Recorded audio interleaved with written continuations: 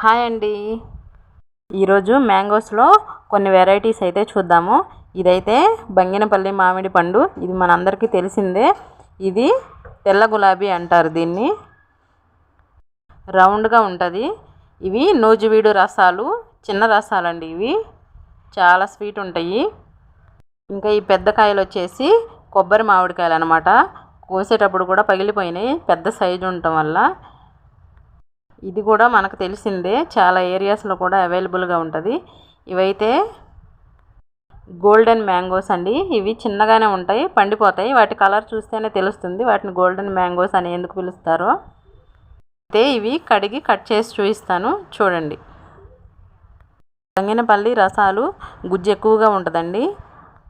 తెల్ల గులాబీ అయితే బుర్ర ఎక్కువ ఉంటుంది, గుజ్జు తక్కువ ఉంటుంది, ఎక్కువ పీచుగా ఉంటుంది అన్నమాట. ఎంత స్వీట్ ఉంటుందో అంతే పులుపు కూడా ఉంటుంది ఈ కాయ.